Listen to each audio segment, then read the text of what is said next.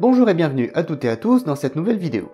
Enfin oui, la dernière vidéo de l'Ariane. Je sais que vous étiez aussi impatients que moi d'en voir la fin. Je profite de ce moment pour remercier tout particulièrement ceux qui continuent à me soutenir sur mon Tipeee. Et aussi tous les autres, nous sommes plus de 28 000 sur YouTube et plus de 5 000 sur Instagram. Merci de votre fidélité. Bien, ceci fait, direction la fin de l'Ariane. Bon, je vous l'avais dit dans la précédente vidéo sur cette fabrication, je n'ai pas confiance dans la stabilité du manche, donc je vais fabriquer un truss rod sur mesure pour ce dernier. Après avoir démonté un truss rod simple action acheté par erreur, je récupère les éléments pour en faire un double action. J'utilise une douille taraudée d'un côté et une douille libre de l'autre.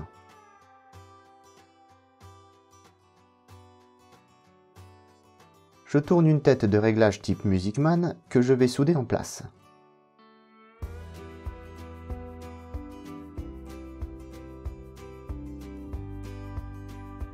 Il suffit que la tige soit emprisonnée dans la douille libre dans les deux sens et vous avez un truss rod double action.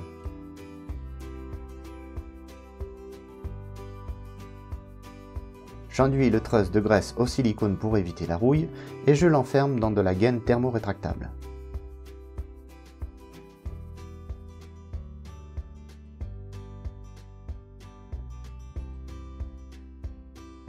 Je peux alors incruster mon truss rod par l'arrière du manche.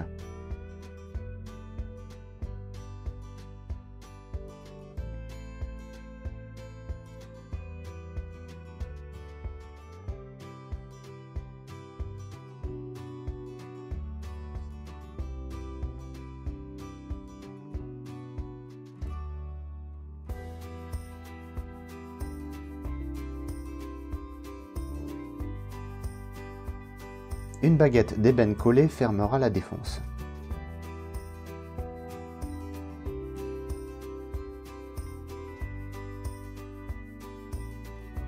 L'accès à la tête de réglage se fera par la première case de la touche.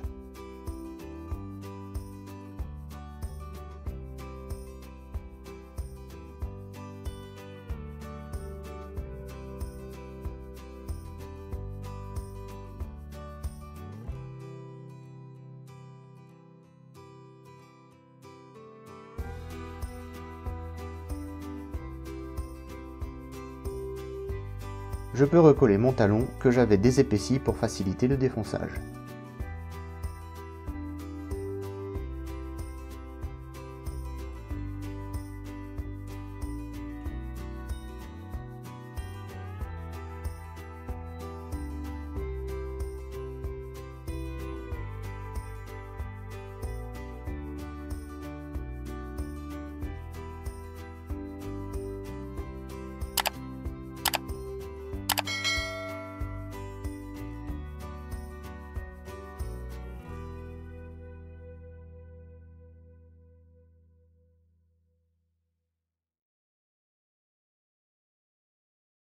Je perce l'emplacement des douilles taraudées pour le serrage du manche.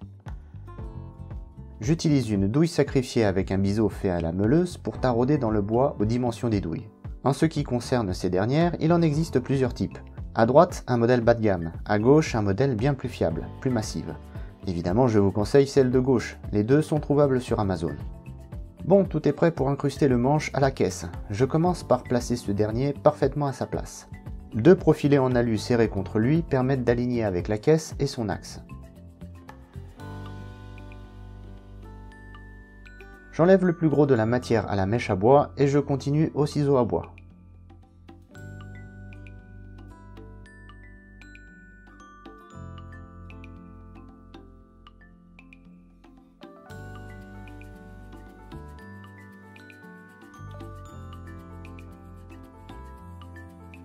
La défonceuse me fait un fond de neck pocket bien plat.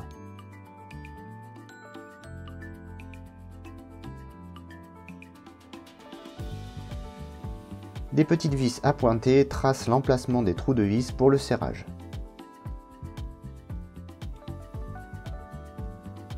Mon support de défonçage de filet me permet d'avoir un fond de défonce bien de niveau pour percer les trous.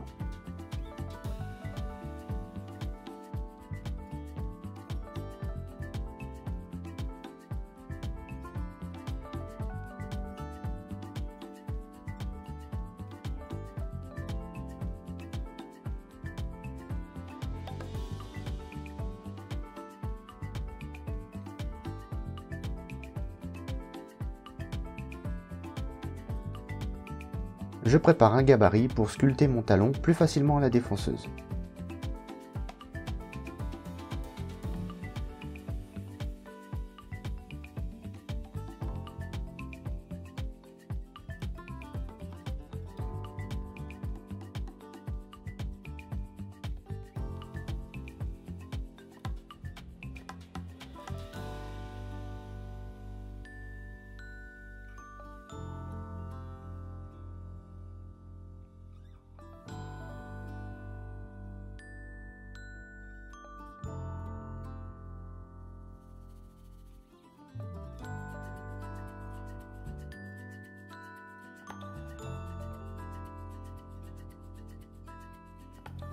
Je dois faire des lamages pour incruster mes vis de manche.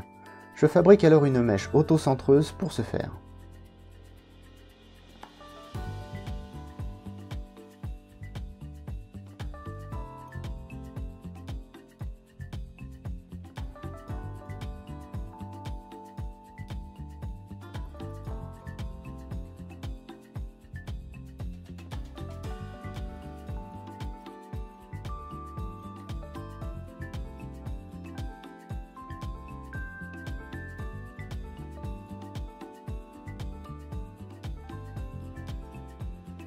Maintenant, je peux fabriquer les vis de manche à partir de tiges filetées inox.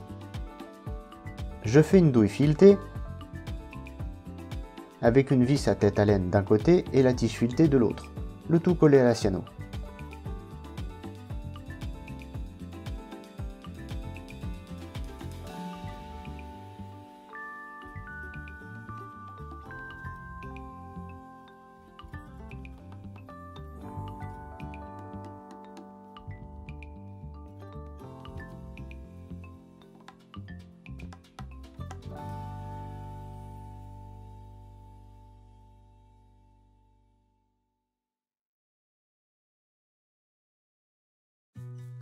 Je dois fabriquer un cordier si je veux pouvoir tendre mes cordes et essayer mon barrage. Les gabarits papier seront collés sur le laiton acheté pour l'occasion. D'apparence, le cordier sera majoritairement en ébène, mais je voulais tout de même une base métallique pour plus de fiabilité.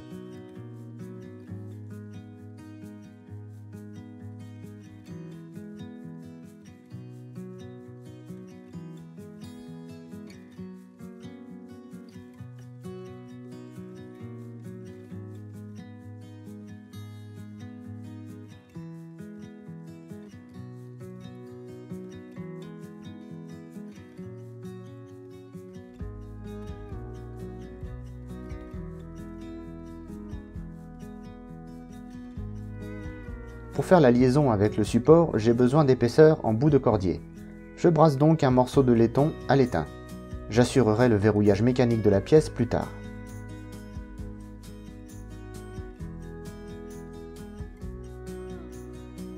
Je prépare mon bois pour l'habillage d'ébène.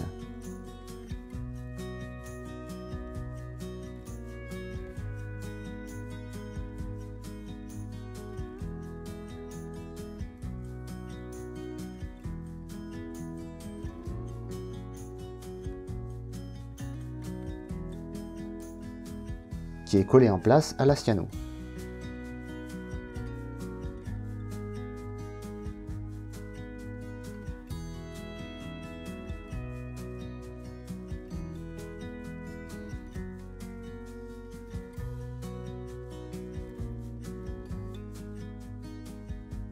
Une fois que j'ai réussi à enlever le maximum de matière en trop, arrive un long travail d'usinage fin. Perçage des trous pour les cordes au bon angle.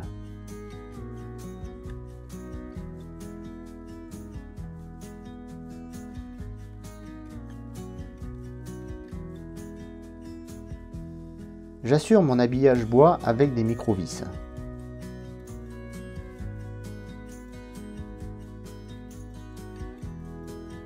Je verrouille ma pièce d'articulation avec des chevilles de laiton matées. Les chevilles de laiton sont martelées en place et s'écrasent dans leurs trous. Le métal est alors compressé et une fois rasé, on ne voit même plus la cheville.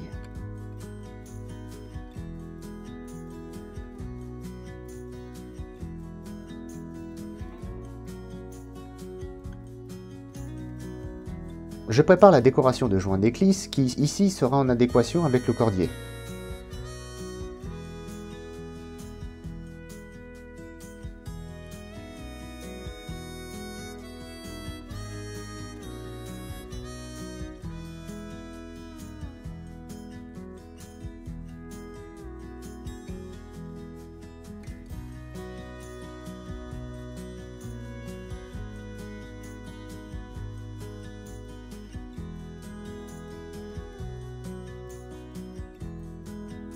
Le motif d'ébène sera en surépaisseur pour rappeler le thème du projet. Je colle d'abord un plaquage d'érable, puis ma pièce d'ébène, que je dois encore défoncer pour incruster le support du cordier.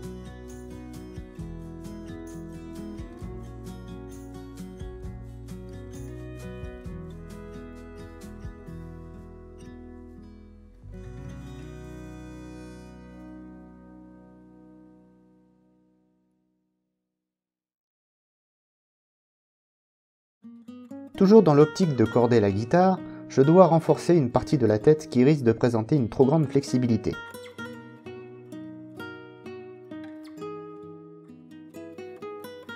J'en profite pour faire un joli logo en 3D.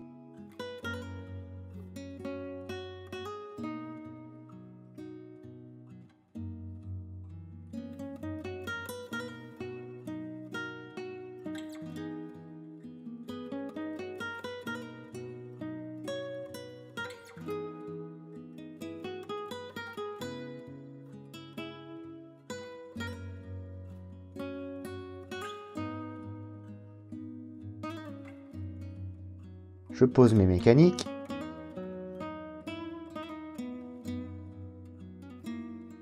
Et je fais un sillet. Il ne reste plus que le chevalet pour que ça fonctionne. Je commence par réaliser une cale en positif de la plateforme radiusée de la table pour faire la courbe sous le chevalet.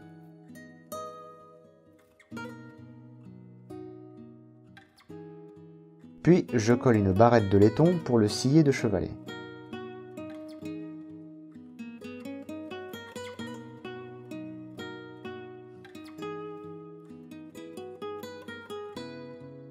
Je peux alors tendre mes cordes et tester ma table.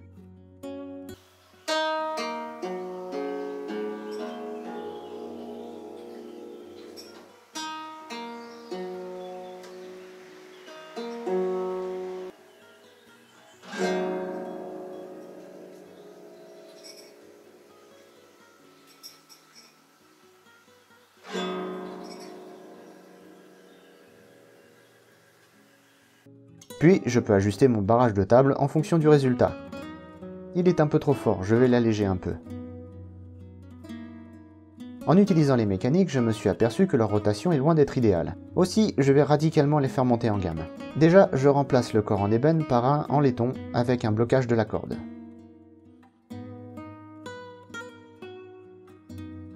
Et je rajoute un roulement à chaque bout. Ces petits trucs coûtent une fortune.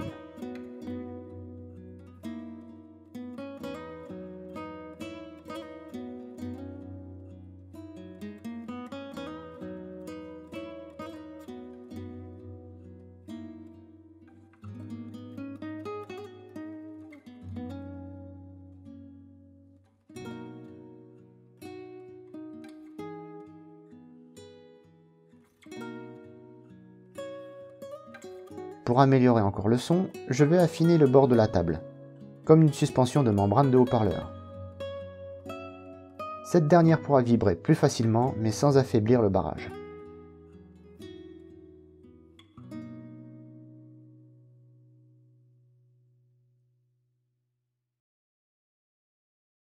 Je vais pouvoir fermer ma caisse. Je barre donc mon fond avec des barrages de mise en forme, car ce dernier se déforme facilement.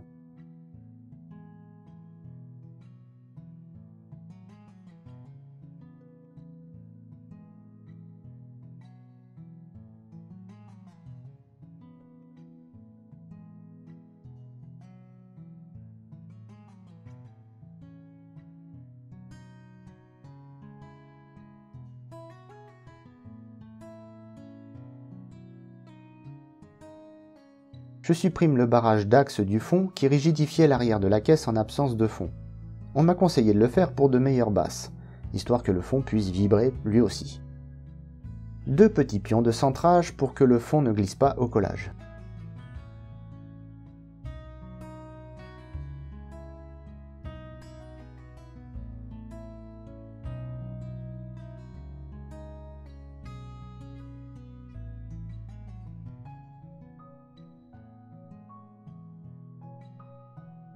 J'en colle ma couronne et je peux présenter mon fond avant de serrer l'ensemble sur la plateforme correspondante.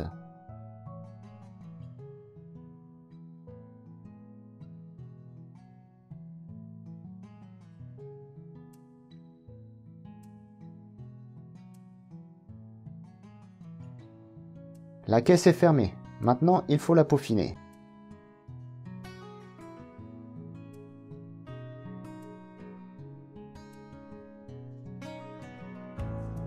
Je dois usiner le chanfrein de bras. La lumière interne me révèle où je dois tracer.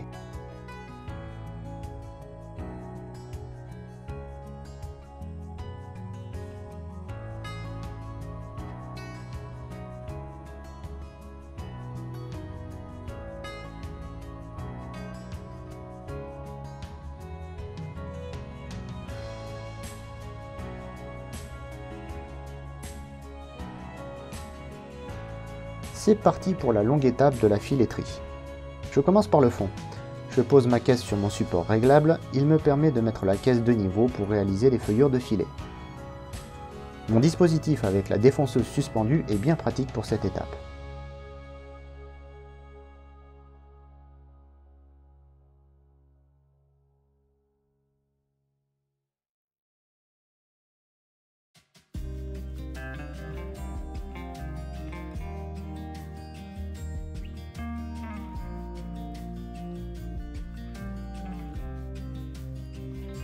Je découpe des bandes de plaquage pour les contrefilets, je le pose en place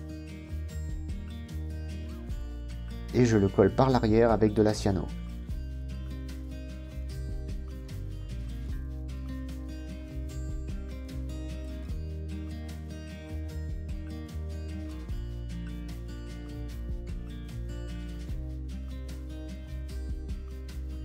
Je voudrais faire un contrefilet turquoise qui fait le tour de cette pièce en ébène mais sans le toucher. Le plus dur est de faire une défonce suffisamment fine. J'ai fini par trouver la solution, une épingle. Avec un biseau au bout, vous pouvez vous en servir comme d'une fraise. C'est délicat bien sûr, ça casse facilement, mais avec un gabarit de guidage et de la patience, ça se fait.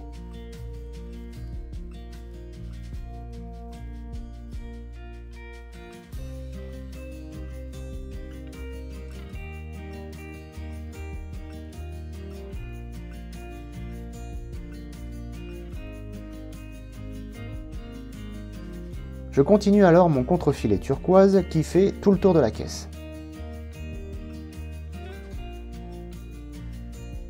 Suivi d'un contrefilet naturel et noir. Je termine par le filet en érable ondé qui aura un contrefilet noir vers l'éclisse, donc sur sa hauteur. Il faut coller le plaquage noir sur la tranche des filets. Je les réunis en fagots pour faciliter la tâche et tout coller en même temps. J'utilise de la Titebond PU.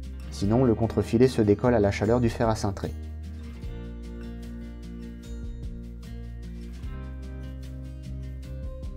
Avant de poser mes filets, j'incruste un contrefilet juste avant les joints d'éclisse.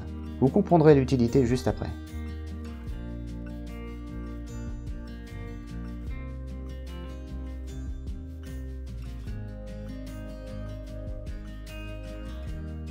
Voilà, en arrêtant le contrefilet noir du filet juste au bon endroit, ça coïncide avec celui que je viens de faire.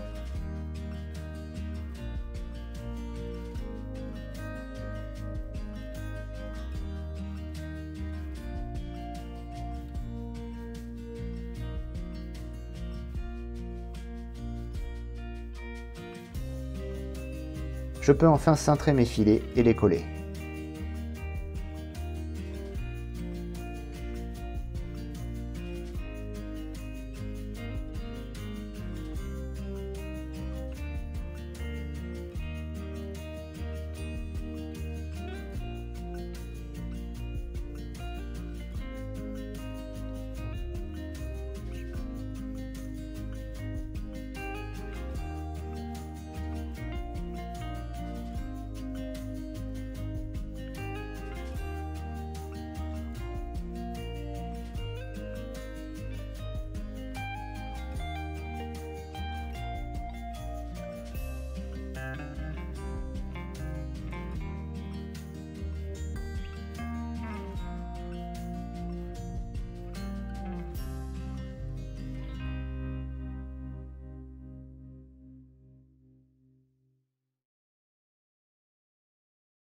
Je passe à la filetterie côté table. Un contrefilet d'abalone va faire tout le tour de cette dernière.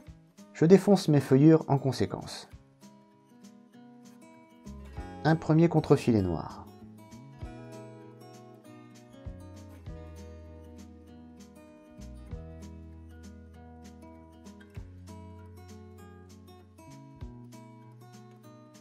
Je colle un support pour la nacre juste derrière. Sa largeur étant constante, ça m'offre une feuillure bien commode pour coller mon second filet noir. Le support est un filet en faux abalone et véritable plastique très moche. Il me faut plaquer mon chanfrein de bras avec de l'érable ondé semblable au filet. Un gabarit en blue tape va m'aider à découper la forme adéquate.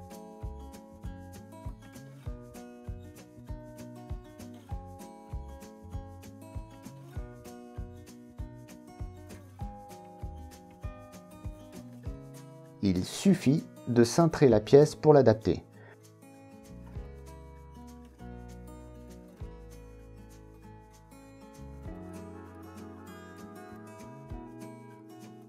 Je la maintiens en place avec des sangles et je la colle à la cyano.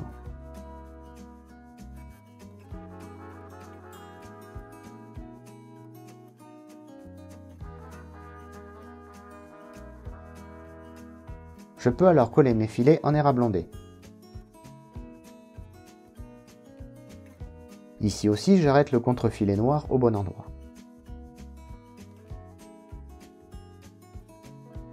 Je dois défoncer la table devant le chanfrein de bras pour la ballonne. Un gabarit va m'aider à faire ça proprement.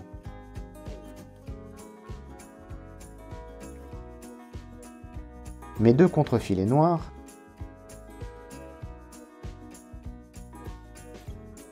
et je ferme les deux bouts du chanfrein avec des pièces en érable ondé. Je défonce pour la nacre autour du manche, toujours avec un gabarit.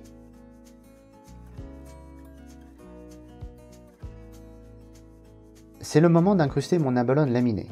Malheureusement, certains fichiers de cette étape ont été corrompus, je ne vais pas pouvoir tout vous montrer, vous ne verrez que le résultat. Pour faire mon filet de nacre, je commence par faire la courbe intérieure sur mon matériau, ce qui me permet de tracer la largeur de la pièce. Je la découpe, je l'ajuste et je la colle, avant de passer au prochain morceau. Il ne reste qu'à remplir avec de la résine UV pour combler la rainure et à raser à la table. Et pouf, direct au ponçage. Oui, je sais, c'est frustrant, désolé.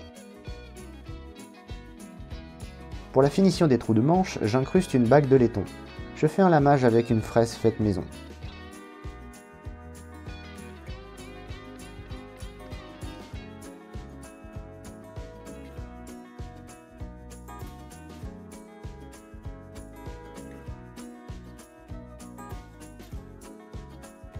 Voilà, je peux poncer ma caisse finement pour la finition.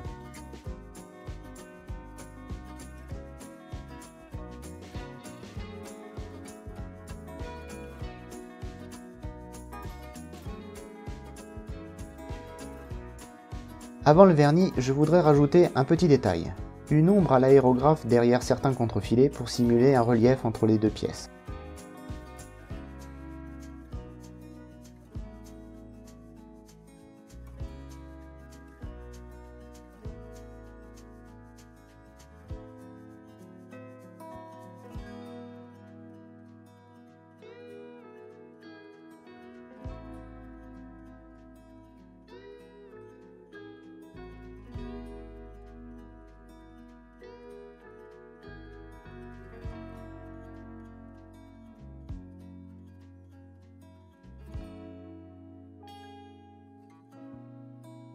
Allez, je peux masquer ma touche et commencer le vernis.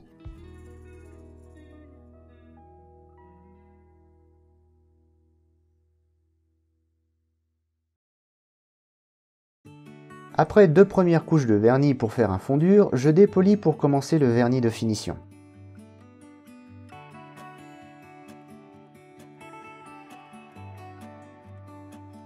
C'est l'étape la plus longue et minutieuse. Laissez bien durcir le vernis, rattraper les éventuels défauts avant de refaire une couche, ça prend des jours et des jours.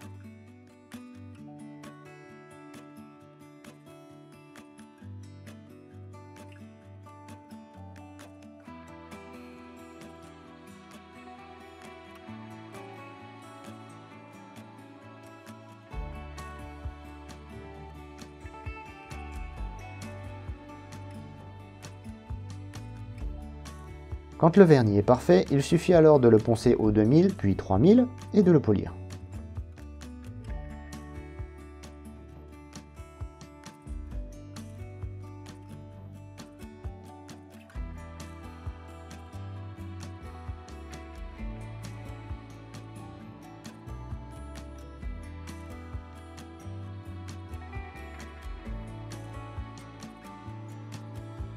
C'est tout de même une belle récompense après autant de travail de précision.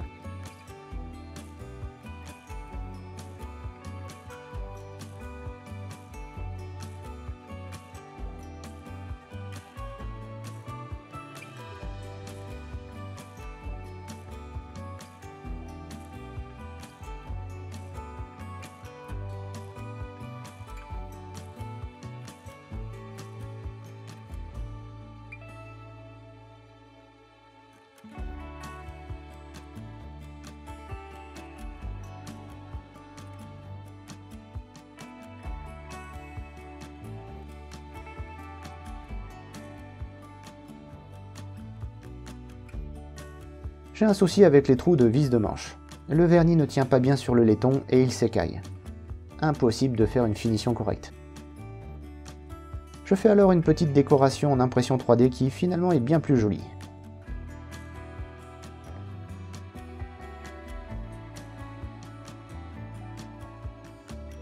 Allez, c'est la dernière ligne droite, l'Ariane est presque terminée. Reste à finiler les détails. Planification du frettage, finition du sillet, finition des mécaniques,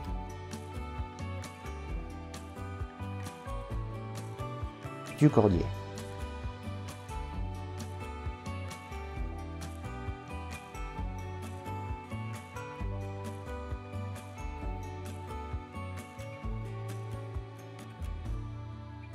Je vous passe le temps de mise au point de la hauteur du chevalet pour régler l'action des cordes.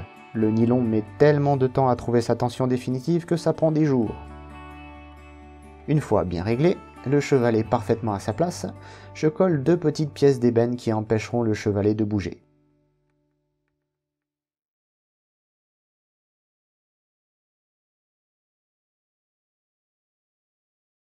Et enfin, 3 ans après le début du projet, le concept Ariane est terminé.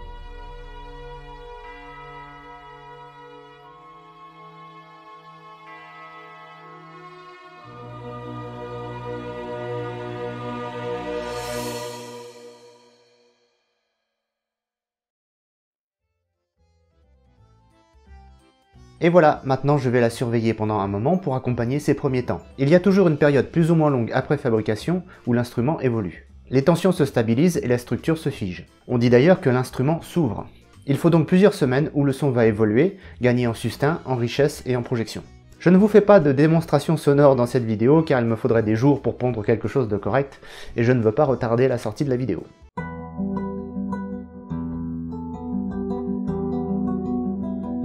Mais j'ai rencontré quelqu'un qui est en mesure de nous pondre quelque chose de chouette avec cette guitare, et il est d'accord pour essayer d'enregistrer quelque chose pour nous. Pierre, si tu nous regardes, je ne vous promets rien quant à la prochaine vidéo, vous me connaissez, elle peut très bien arriver dans 3 semaines comme dans 3 mois. Tout ce que je peux vous dire, c'est que je travaille en ce moment sur la prochaine guitare de Nono, la Trilogy, une Imperium à la sauce 80s. Et l'AFD d'Anthony, une réplique de Les Paul avec des bois et des matériaux de dingue, et aussi une incrustation de vipère tout autour du manche. Vous pouvez d'ailleurs déjà en voir quelques images si vous me suivez sur Instagram. Allez, je vous libère pour cette fois, merci de votre attention. Faites attention aux gelées matinales et restez créatifs.